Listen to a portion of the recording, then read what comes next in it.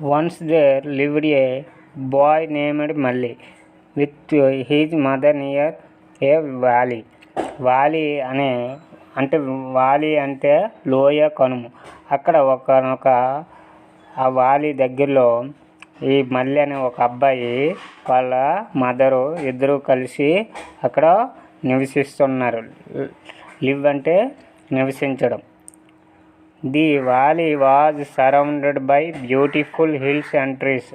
ఆ వ్యాలీ అంటే లోయ కనుమ అని చెప్పుకున్నాం కదా. ఆ లోయ కనుమల సరౌండర్లో బ్యూటిఫుల్ హిల్స్, అందమైన కొండలు, లోయలు చాలా అందంగా ఉన్నాయి. He liked that place very much. ఆ బాలుడికి, మల్లి అనే బాలుడికి ఆ ప్లేస్ చాలా ఇష్టమైన ప్రదేశం.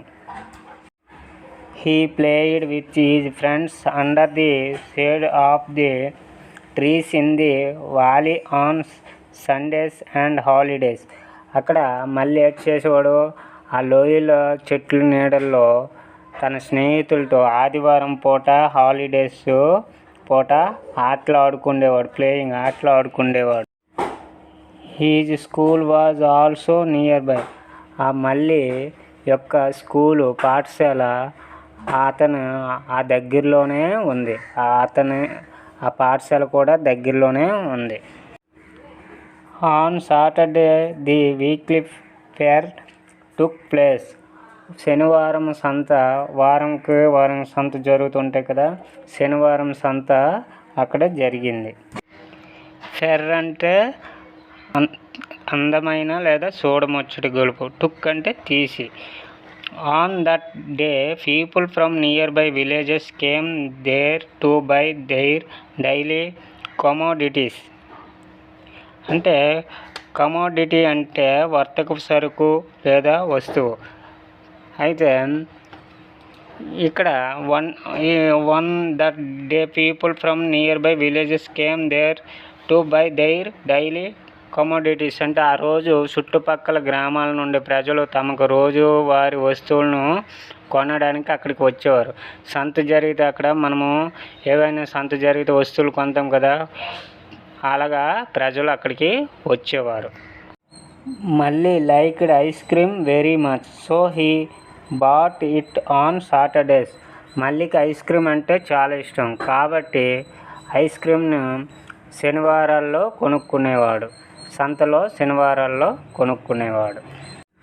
On Saturday he asked his mother to give him 10 rupees to buy an ice cream.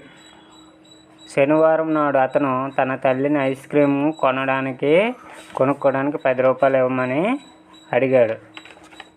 ఎవరు? మల్లి అనే బాలుడు. But his mother did not give him the money. He was unhappy. కానీ అతని తల్లి అతనికి డబ్బులు ఇవ్వలేదు. మల్లికి డబ్బులు ఇవ్వలేదు ఐస్ క్రీమ్కి. అతను ఐస్ క్రీమ్కి డబ్బులు ఇవ్వలేదని సంతోషంగా లేకుండా బాధగా ఉన్నాడు.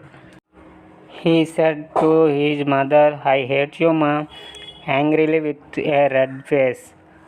ఆ బాలుడు ఐస్ క్రీమ్కి వాళ్ళ మదరు డబ్బులు ఇవ్వకపోయేసరికి ఎర్రటి ముఖంతో కోపంగా తల్లితో ఐ హేట్ యూ మా అన్నాడు. అంటే టమాటీలాగా ఎర్రగా ముఖం పెట్టుకొని డబ్బులు ఇవ్వకపోవడంతో ఐ హేట్ మా అని అన్నాడు. He run out of the house and went up to the valley and shouted I hate you again and again angrily. అయితే ఆ బాలుడు మళ్ళీ అనే ఆ అబ్బాయి ఏం చేశాడు, ఆ ఇంటి నుండి బయటికి పరిగెత్తుకుంటూ వెళ్ళి లోయ వద్దకు వెళ్ళి ఐ హేట్ యూ అని కోపంగా అరుస్తూ అక్కడ లోయ వద్దకి పరిగెత్తుకుంటూ వెళ్ళిపోయాడు. సూన్ మళ్ళీ head the same words from the other ends of the valley. లోయ యొక్క అవతల వైపు నుండి అదే మాటలు మళ్ళీ విన్నాడు. మళ్ళీ I hate you he got afraid అంటే భయపడిన. అయితే ఐ హేట్ యూ అనేసి అటు నుండి లోయలో వెనక నుండి ఆ సౌండ్ వినబడటంతో మళ్ళీ ఒకసారిగా భయపడ్డాడు.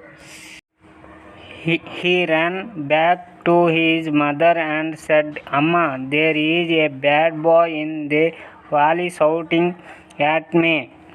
మళ్ళీ పరిగెట్టుకుంటూ వెళ్ళి వాళ్ళ అమ్మ దగ్గరికి వెళ్ళి ఆ లోయలో ఓ బ్యాడ్ చెడ్డ అబ్బాయి అరుస్తున్నాడు, గట్టిగా అరుస్తున్నాడని భయపడుతూ వాళ్ళ అమ్మకి తెలియజేశాడు. His mother was surprised and said, "what did he say?" అతను ఏం చెప్పాడు? బ్యాడ్ బాయ్ అన్నావు కదా, ఎందుకు అరుస్తున్నాడు, ఏటైందని మళ్ళీకి వాళ్ళ మదరు అడుగుతుంది. మళ్ళీ రిప్లైడ్ ఇస్తున్నాడు. మళ్ళీ replied the bye shouted back, I hate you అంటే ఆ లోయ నుండి ఐ హేట్ యూ అనేసి చెప్తున్నాడు అనేసి మళ్ళీ వాళ్ళ మదర్కి తెలియజేస్తున్నాడు. His mother laughed and said, "go to the place again and shout back." అతను ఆ అబ్బాయి మళ్ళీ మాటలకు మదరు నవ్వింది, తల్లి నవ్వింది. నవ్వుతూ మళ్ళీ ఆ ప్రదేశానికి వెళ్ళి తిరిగి మళ్ళీ అరవమని చెప్పింది, సమాధానం ఇచ్చింది. I love you then Malli went there and shouted. అక్కడికి వెళ్ళి మళ్ళీ ఐ లవ్ యూ అని గట్టిగా అరిశాడు. He now heard the echo after him, I love you. మళ్ళీ felt very happy and run back to home. అలాగా మళ్ళీ ఎకో అంటే ప్రతిధ్వనించడం, తెలుగు అర్థం ఎకో అంటే ప్రతిధ్వనించడం. మళ్ళీ సే అంటే చెప్పు, సెడ్ అంటే చెప్పుట, దెన్ అంటే అప్పుడు, ఎకో అంటే ప్రతిధ్వనించడం. మళ్ళీ ఐ లవ్ యూ అని ఆడటము, ఆ మాటలు మళ్ళీ ప్రతిధ్వనించాయి. ఆ మాటలకు సంతోషంగా మళ్ళీ ఇంటికి పరిగెత్తుకుంటూ వచ్చాడు. He hugged his mother and said, I love you అమ్మా. The boy learned a new lesson. అతను సంతోషంగా బాలుడు వచ్చి తల్లిని కౌగులించుకుని ఐ లవ్ యూ అమ్మా అని తను కొత్త పాఠాన్ని నేర్చుకున్నాడు. అంటే మనము మంచిగా ఉంటే అవతల మన ధ్వని అవతలని వినిపిస్తుంది కదా అని కొత్త పాఠాన్ని నేర్చుకున్నాడు బాలుడు. హ్యూజ్డ్ అంటే తెలుగు మీనింగ్ చాలా పెద్దదైన లేదా బ్రహ్మాండమైన. వాట్ ఎవర్ అంటే ఏదైనా. అయితే in life what ever we do we get back the same. మనము జీవితంలో ఏం చేసినా అదే తిరిగి వస్తుంది. మనము చెడ్డగా మాట్లాడితే అది చెడుగా వస్తాయి, మంచిగా మాట్లాడితే మంచి జరుగుతుంది అనేది బాలుడు పాఠం నేర్చుకున్నాడు. అంటే మంచి చెయ్యాలి అని నేర్చుకున్నాడు. Do good and reap good అంటే ఇప్పుడు లెసను మనం మంచి చేస్తే మంచిని పొందుతాము అనే అర్థం. రీప్ అంటే ఇంకో విధంగా పంట. ఇక్కడ ఈ లెసన్లో మంచి చేసి మంచిని పొందడం ఈ లెసన్లో ఇవ్వడం అయింది. వేరే మామూలుగా అయితే రీప్ పంట, ఇక్కడ do good and reap good అంటే మంచి చేసి మంచిని పొందడం అనేది ఈ లెసన్.